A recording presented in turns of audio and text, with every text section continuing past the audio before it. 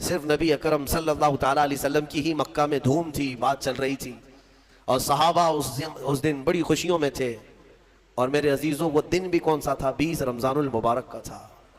رمضان کی 20 تاریخ کو مکہ مکرمہ کی فتح کا وہ عظیم دن ہے۔ ہماری طاقت نہیں، جب ہم 313 تھے تب ان کے پرخچے اڑا دیے، آج ہم 1400 کی تعداد میں اور قریب آئے ہیں، ان کی اینٹ سے اینٹ بجا دیں گے، ان کے دانت کھٹے کر دیں گے۔ صحابہ میں جوش تھا لیکن منع تھا کہ جنگ کی غرض سے آئے نہیں تھے۔ یہ فتح مکہ کی بات ہے۔ حالانکہ 1 سال پہلے حضور پاک صلی اللہ تعالیٰ علیہ وسلم عمرہ کے لیے آئے، لیکن مکہ کے کفار و مشرکین نے آپ کو عمرہ کرنے سے روک دیا، مکہ میں اندر آنے نہیں دیا۔ 35 کلومیٹر دور ہی رسول پاک صلی اللہ تعالیٰ علیہ وسلم اور ان کے ساتھ تقریباً 1400 صحابہ تھے، سب کا راستہ روک لیا۔ یہ سن 6 ہجری کی بات تھی۔ یہ حدیبیہ کے مقام پر حضور صلی اللہ تعالیٰ علیہ وسلم کو روک دیا گیا۔ پھر اس کے بعد ایگریمنٹ ہوا، صلح ہوئی دونوں فریقین کے بیچ، مکہ والوں کے اور حضور پاک صلی اللہ علیہ وسلم کے۔ میں نے اس سے قبل بھی یہ صلح حدیبیہ کی بات آپ تک پہنچائی ہے، اور میں نے شاید تفسیر میں بھی اس کو عرض کیا ہے۔ اس میں ایگریمنٹ میں یہ تھا کہ آپ اس سال عمرہ نہیں کریں گے اور احرام یہیں سے اتار کر کے واپس جائیں گے۔ بہت ساری اس میں شقیں تھیں ایگریمنٹ میں جو لکھی گئی تھیں صلح نامے پر، وہ یہ تھی کہ مکہ سے اگر کوئی مدینے بھاگ کر کے آئے تو آپ اسے واپس ہمارے حوالے کریں گے، لیکن مدینے سے کوئی آیا ہمارے پاس تو ہم اس کو واپس نہیں کریں گے۔ یہ سب زور زبردستی والی شقیں تھیں، اور سب پر رسول کریم صلی اللہ تعالیٰ علیہ وسلم کو وہ صلح نامے پر دستخط کروا رہے تھے۔ ہو گئی صلح۔ نبی پاک صلی اللہ تعالیٰ علیہ وسلم کے صحابہ جو ہے کشمکش میں تھے کہ ایسے ان کفار و مشرکین سے دب کے کیوں صلح کی جا رہی ہے؟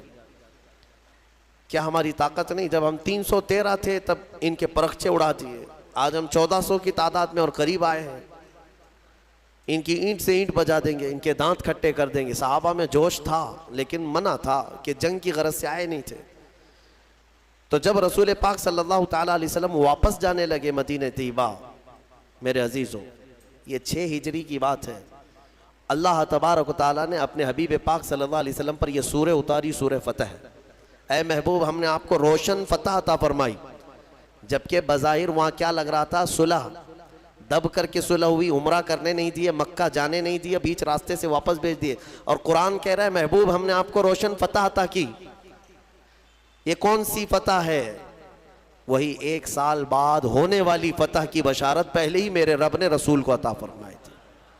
1 سال نہیں گزرا تھا، 7ویں ہجری، پھر میرے آقا صلی اللہ تعالیٰ علیہ وسلم تشریف لائے۔ اللہ تعالیٰ نے اسی سورہ میں فرمایا لَتَدْخُلُنَّ الْمَسْجِدَ الْحَرَامَ إِنْ شَاءَ اللَّهُ آمِنِينَ مُحَلِّقِينَ رُؤُوسَكُمْ وَمُقَصِّرِينَ لَا تَخَافُونَ۔ اللہ فرماتا ہے ضرور ضرور اے حبیب آپ مسجد حرم میں امن و امان کے ساتھ داخل ہوں گے، آپ ضرور داخل ہوں گے، حلق کرائے ہوئے یا قصر کرائے ہوئے، بالوں کو منڈائے ہوئے آپ مسجد حرم میں ضرور آئیں گے، اور کسی بات کا آپ کو خوف نہیں رہے گا۔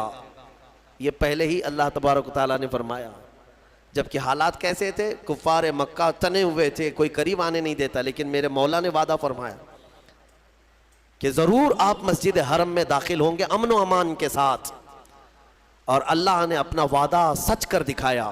1 سال میں ہی نبی مکرم صلی اللہ تعالیٰ علیہ وسلم اپنے صحابہ کے ساتھ پھر مسجد حرم میں داخل ہوئے، اس شان سے آئے کہ نہ جنگ و جدال نہ قتل و قتال، صرف نبی اکرم صلی اللہ تعالیٰ علیہ وسلم کی ہی مکہ میں دھوم تھی، بات چل رہی تھی، اور صحابہ اس دن بڑی خوشیوں میں تھے۔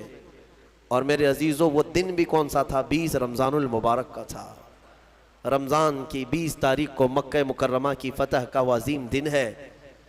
تو اس سورہ فتح میں اللہ تعالیٰ نے اپنے حبیب پاک صلی اللہ تعالیٰ علیہ وسلم کو پہلے ہی خبر فرما دی۔ اس میں ایک بیعت کا بھی ذکر آیا ہے اس سورہ میں۔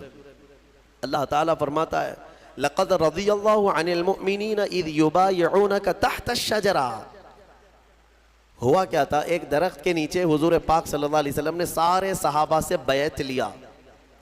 بیعت اتنا لفظ تو آپ سمجھتے ہیں، اپنے پیر و مرشید کے ہاتھ میں ہاتھ دے کر کے آپ بیعت کرتے ہیں، یہ گناہوں سے توبہ اور عہد کرتے ہیں سیدھے راستے پر چلنے کی۔ وہ بیعت کون سی تھی؟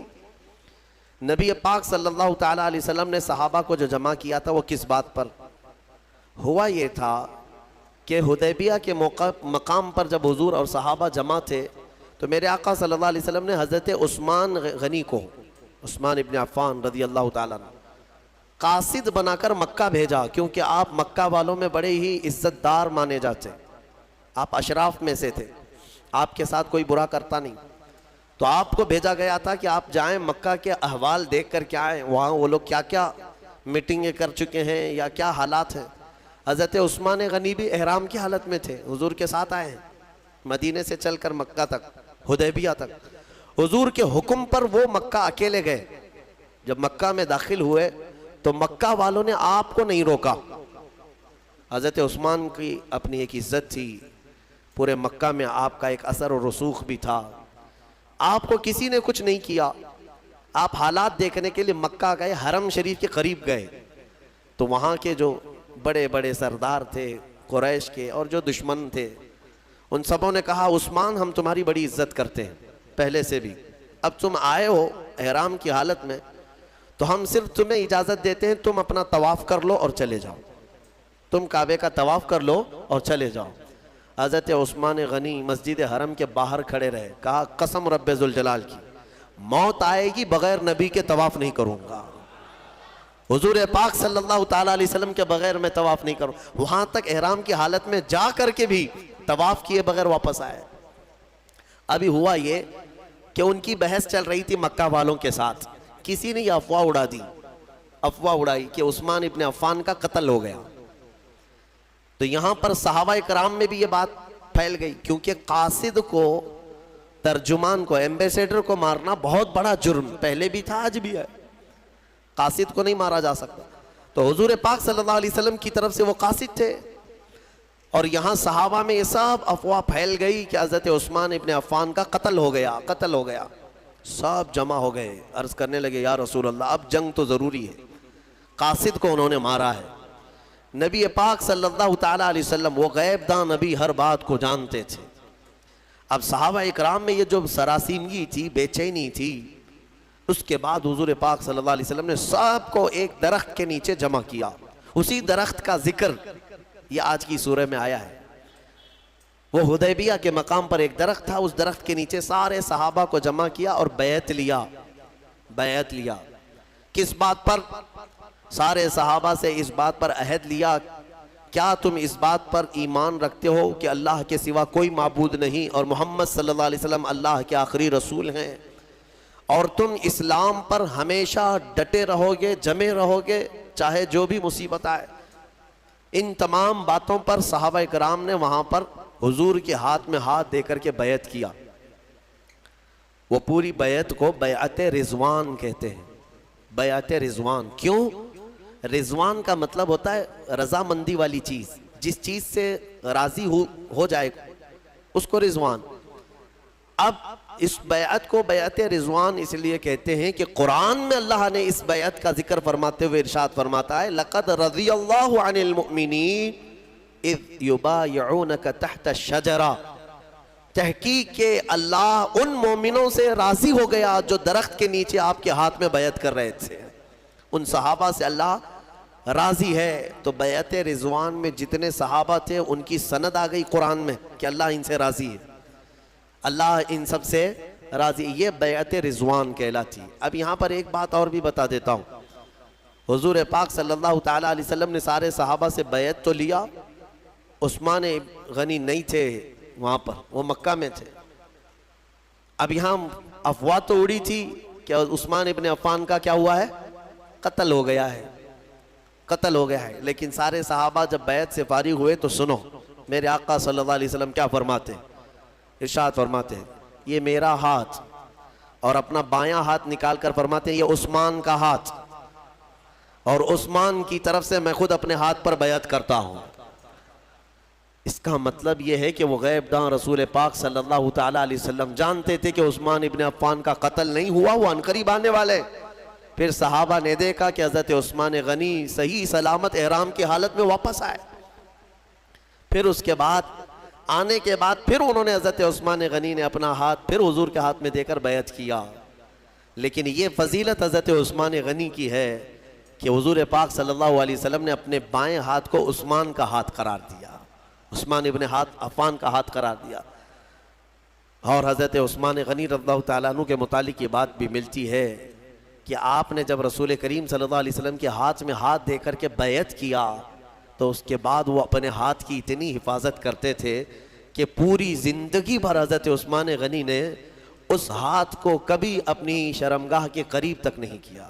حالانکہ جائز ہے آدمی کے لیے استنجا، حاجات کے لیے اپنے ہاتھوں کا استعمال کر سکتا ہے نہانے دھونے میں، لیکن حضرت عثمان غنی نے اس ہاتھ کو قریب نہیں کیا، صرف اس لیے کہ یہ ہاتھ میں نے رسول اللہ کے ہاتھ میں دیا ہے۔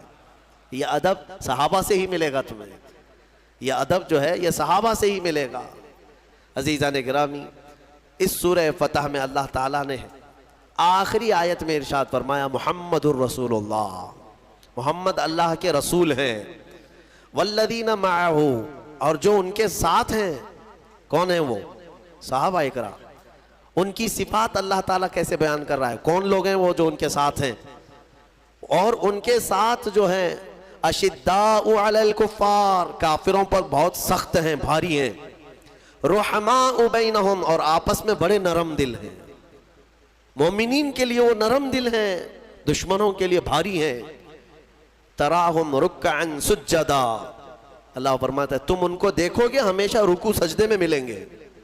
یبتغون فضلا من اللہ ورضوانا، ہمیشہ اللہ کی رضا ڈھونڈتے رہیں گے۔ یہ صحابہ کی اللہ تعالیٰ صفات بیان کر رہا ہے۔ نبی کے ساتھ جو ہیں، بعض مفسرین نے فرمایا اس آیت میں 4 ٹکڑے ہیں۔ محمد الرسول اللہ کے بعد، محمد اللہ کے رسول ہیں، اس کے بعد 4 ٹکڑے، والذین معہ ایک ٹکڑا ہو گیا، اشداء علی الکفار دوسرا، رحماء بینہم تیسرا، تراہم رکعا سجدا چوتھا۔ اب کیا ہی بہترین نفیس تفسیر اس کی گئی ہے، فرماتے ہیں والذین معہ کا مطلب ہے اور جو ان کے ساتھ ہیں، اس سے مراد ابو بکر صدیق کی ذات ہے۔ دوسرا ٹکڑا ہے اشداء علی الکفار، کفار پر بہت بھاری ہیں، اس سے مراد عمر ابن خطاب ہے۔ رحماء بینہم، آپس میں بڑے نرم دل ہیں، اس سے مراد عثمان ابن عفان ہے۔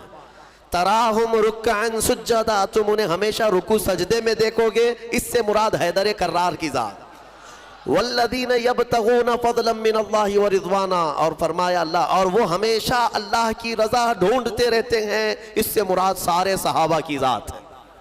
سارے صحابہ کو یعنی طبقہ در طبقہ یہاں پر بیان کیا گیا۔